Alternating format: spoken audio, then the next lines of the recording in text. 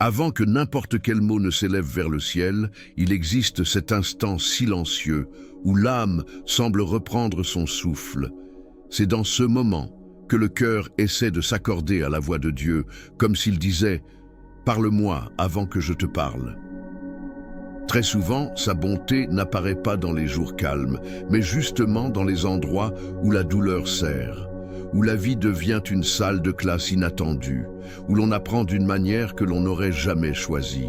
C'est dans ces moments difficiles que la parole cesse d'être seulement quelque chose que l'on répète avec la bouche pour devenir quelque chose gravé dans la poitrine. Le psalmiste a vécu cela profondément et a laissé ces mots « Enseigne-moi la sagesse, car je mets ma confiance en toi ». Il reconnaît qu'avant l'affliction, il marchait distrait, suivant ses propres pas, mais lorsque la souffrance l'a atteint, quelque chose en lui s'est réaligné avec Dieu. Comme si la douleur avait réveillé sa foi endormie. De la même manière qu'un père aimant corrige son enfant parce qu'il désire le meilleur pour lui, Dieu utilise certaines tempêtes pour façonner notre intérieur. Un cœur sans correction grandit sans direction, mais un cœur formé par la main de Dieu apprend à reconnaître le bon chemin même dans l'obscurité. Si ce message t'a parlé jusqu'ici, écris « Gloire à Dieu » dans les commentaires. Quand le psalmiste dit qu'il a été bon d'être affligé, il ne romantise pas la douleur. Il affirme que ce qui est né après la souffrance était si précieux qu'aucune richesse ne pourrait l'acheter. Il a découvert qu'au moment où tout semblait s'effondrer, Dieu construisait quelque chose en lui, quelque chose de solide, de profond, impossible à arracher par les mensonges, les persécutions ou les jours difficiles. Il a compris que la parole de Dieu valait plus que l'or et l'argent. Pense à cela, il existe des trésors qui n'apparaissent que lorsque toutes les autres lumières s'éteignent. Il y a des leçons qui ne prennent forme que lorsque nous sommes pressés. Il y a des réponses que nous n'entendons que dans le silence de la souffrance. C'est comme si, dans les jours où le sol disparaît sous nos pieds, Dieu nous apprenait à marcher par l'invisible. Et alors le psalmiste déclare « Tes mains m'ont fait et m'ont formé », comme pour dire « Seigneur, tu connais chaque partie de moi, alors apprends-moi à te suivre même quand je ne comprends pas. » Le même Dieu qui t'a créé te construit aussi chaque jour. Il sait exactement ce qu'il doit permettre, quand le permettre et pendant combien de temps, non pas pour te briser, mais pour te préparer. Et tandis que le cœur lutte pour comprendre, Dieu continue d'agir dans les coulisses. Il ne t'a pas façonné pour t'abandonner en chemin. Il continue de modeler, d'ajuster, de fortifier, de purifier, jusqu'à ce que ce qu'il a planté en toi devienne impossible à détruire. Si cette partie a touché ton cœur, écris « Amen Seigneur » dans les commentaires. L'apôtre Paul est arrivé à cette même compréhension profonde lorsqu'il a écrit aux Corinthiens qu'il trouvait du plaisir, non pas dans la douleur en elle-même, mais dans ce que la souffrance produisait en lui. Il a découvert que, dans les jours de faiblesse, la force du Christ se révélait avec plus de clarté. Plus il était incapable de se soutenir lui-même, plus la puissance de Dieu devenait évidente, emportant chacun de ses pas. Paul a compris ce que beaucoup ne réalisent qu'après avoir traversé un désert. Certaines révélations n'arrivent que lorsque nos propres forces échouent. Quand la sagesse humaine s'épuise, la grâce de Dieu se manifeste comme une étreinte invisible, soutenant ce qui semblait impossible de continuer. C'est sur ce terrain de faiblesse que la confiance véritable prend racine profondément. Peut-être que tu vis quelque chose de semblable.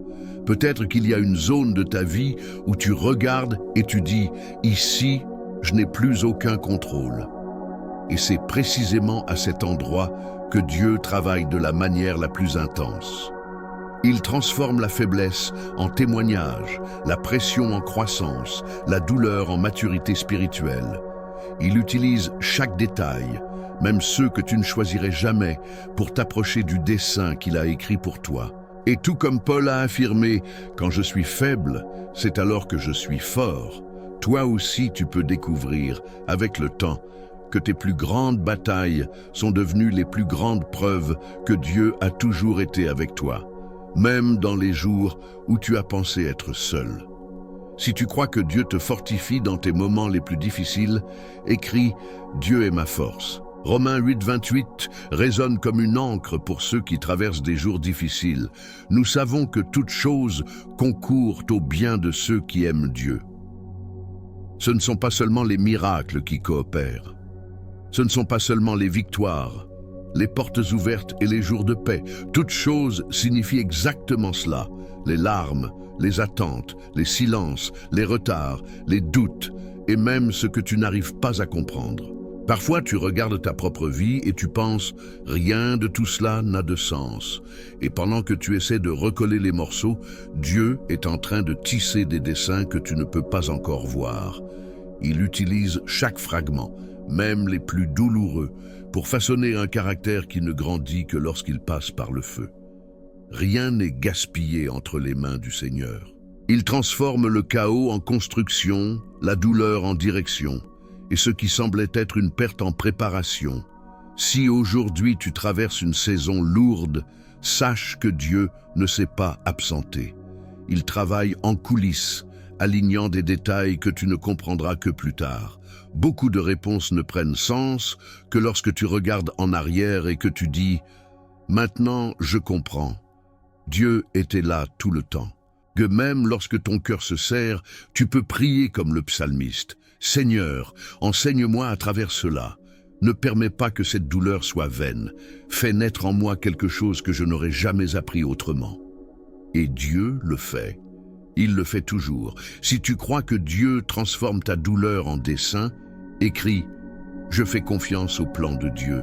Quand tu sens ton cœur lourd, ton esprit confus et ton âme fatiguée, il est naturel de penser que Dieu t'a oublié.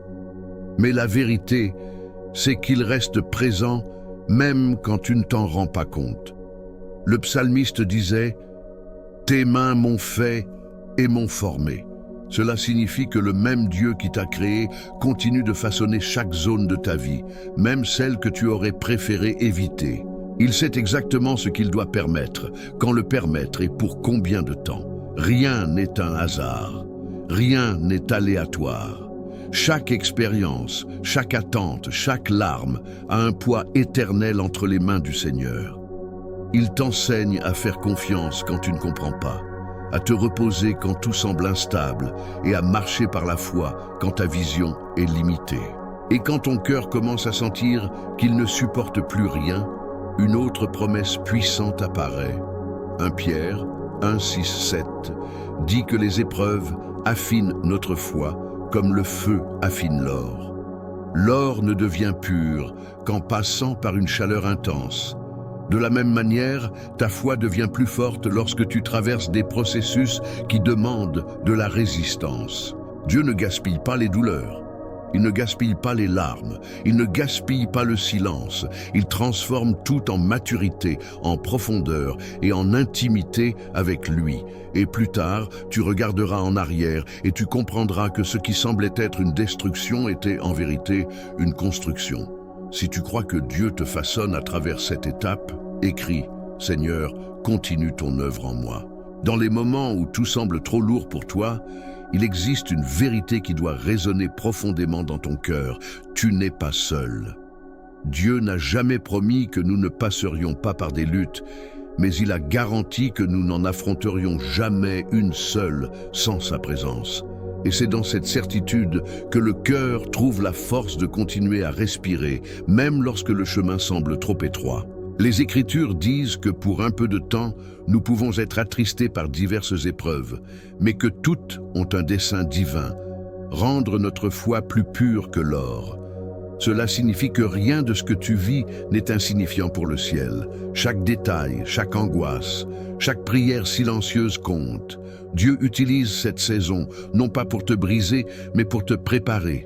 Non pas pour te détruire, mais pour te fortifier. Et peut-être que tu te demandes « Pourquoi moi ?»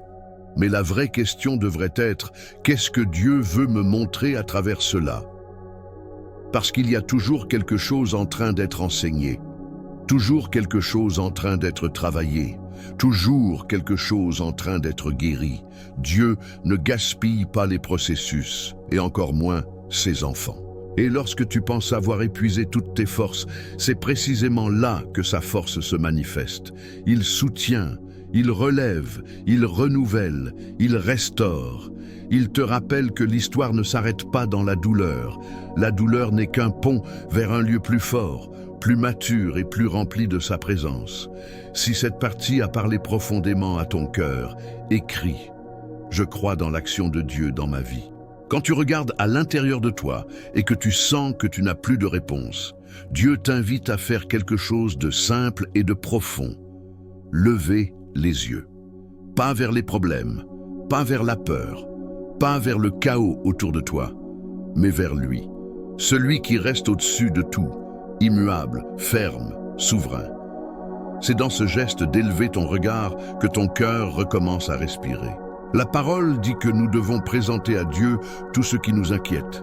Ce n'est pas cacher, ce n'est pas dissimuler, ce n'est pas faire semblant d'être fort, c'est déverser. C'est déposer aux pieds de Jésus chaque pensée qui tente de te voler la paix, chaque inquiétude répétée, chaque scénario que tu ne peux pas contrôler. La paix de Dieu ne visite pas les cœurs fermés, elle envahit ceux qui s'ouvrent. Et lorsque tu remets, Dieu échange. Il échange l'anxiété contre le calme, la peur contre la confiance, la confusion contre la direction. Sa paix n'est pas une sensation passagère, mais un bouclier qui garde ton esprit et ton cœur même quand tout semble tourner à l'envers. Peut-être que tu portes quelque chose que tu ne devrais plus porter seul. Peut-être que ce qui manque n'est pas plus d'effort, mais plus d'abandon. Dieu attend que tu relâches ce qui te pèse pour recevoir ce qui te fortifie. Il ne veut pas te voir écrasé par ce que tu ressens. Il veut te voir soutenu par ce qu'il est. Si aujourd'hui tu remets tes inquiétudes entre les mains de Dieu, écris « Je remets tout entre les mains du Seigneur ». Quand tu réalises que tes forces humaines ne suffisent plus, quelque chose de puissant se produit. Ton cœur comprend enfin que la vraie force ne vient pas de toi, mais de Dieu. C'est pour cela que la Bible déclare que si Dieu est pour toi, rien ne peut être contre toi. Peu importe qui se lève, ce qui se lève ou quand cela se lève, rien n'a plus de pouvoir que la main qui te soutient. Et peut-être que tu traverses des jours où le courage semble minime et la peur immense. Mais Dieu t'appelle à te rappeler que le courage n'est pas l'absence de peur. Le courage, c'est avancer même en tremblant, parce que tu sais qui marche à tes côtés. Il est ton bouclier, ton abri, ton rocher inébranlable. Quand tout autour paraît s'effondrer, lui demeure ferme. Il existe des batailles que Dieu ne t'a jamais demandé de gagner seul. Il t'a seulement demandé de lui faire confiance. Il n'attend pas que tu sois parfait, seulement que tu reconnaisses que tu as besoin de lui. Et lorsque tu fais cela, l'impossible commence à se mettre en mouvement. Des portes s'ouvrent, des chemins apparaissent, des forces renaissent, des espérances revivent. Il fait ce que tu ne peux pas faire au moment précis où tu ne peux plus. Et au milieu du chaos, il murmure à ton esprit « Ne crains pas, je suis avec toi ». Voilà la promesse qui soutient, qui apaise, qui restaure. Voilà la voix qui fait reculer la peur et grandir la foi. Tu n'es pas à la dérive, tu es guidé. Si tu crois que Dieu combat en ta faveur, écris « Dieu est avec moi ». Dans les jours où ton âme tremble, Dieu t'appelle à te souvenir de quelque chose qui n'a jamais changé. Il marche avec toi. Peu importe combien de fois la peur tente de te convaincre du contraire, la vérité demeure solide comme un rocher. Le Seigneur n'abandonne pas ceux qui mettent leur confiance en lui. Quand tu te sens suspendu à un fil, il te tient. Quand tu penses que tu vas tomber, il te soutient. Quand tout semble sombre, il allume une lumière dans ton esprit. La promesse d'Ésaïe 41:10 résonne comme une étreinte céleste. Ne crains pas car je suis avec toi. Ce n'est pas une invitation à être fort par toi-même. C'est une garantie que la force dont tu as besoin viendra de lui.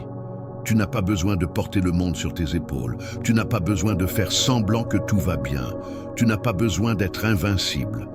Dieu ne te demande pas la perfection. Il te demande sa présence. Il te demande la confiance. Et dans les jours les plus lourds, il te donne ce qu'aucune force humaine ne peut produire, un soutien divin. Il t'appuie quand ton esprit se trouble, il te relève quand ton cœur faiblit. et il te couvre quand les circonstances tentent de te renverser. Tu es gardé par des mains qui ne faillissent jamais. Quand ton histoire te semble incertaine, souviens-toi, Dieu est déjà à la fin d'elle. Il sait ce qu'il fait, il sait ce qu'il façonne, et il sait jusqu'où tu peux aller, et c'est pour cela qu'il te porte quand tes forces s'épuisent. Si tu reçois cette promesse dans ton cœur, écris « Je me repose en Dieu ».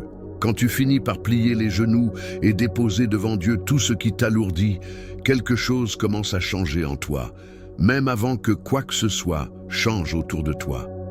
La prière n'est pas seulement demander, c'est placer ton âme entre les bonnes mains.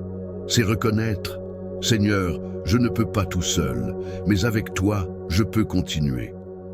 Et cette reconnaissance ouvre l'espace pour que sa force se manifeste là où la tienne s'arrête. Jésus voit ce que personne ne voit. Il connaît les batailles que tu ne racontes pas, les peurs que tu n'exprimes pas, les douleurs que tu essaies de cacher. Et pourtant, il t'accueille sans réserve. Il te fortifie sans exiger la perfection. Il te serre dans ses bras sans te demander pourquoi tu es faible. Il prend soin de toi avec amour, patience et autorité. Quand tu te sens pressé, il ne permet pas que tu sois écrasé. Quand tu te sens perdu, il t'empêche de sombrer dans le désespoir. Quand tu te sens attaqué, il demeure ton défenseur. Et quand tu tombes, il te relève avec grâce et honneur. La paix qu'il promet n'est pas fragile. C'est une paix qui garde, qui veille, qui couvre, qui renforce. Une paix qui protège ton esprit des tempêtes intérieures et ton cœur des mensonges de la peur. Une paix qui n'existe qu'en Christ et qui est disponible pour toi maintenant. Et à la fin, tu déclares, non par émotion, mais par foi. Seigneur, guide mes pas, fortifie mon esprit et demeure avec moi chaque jour de ma vie.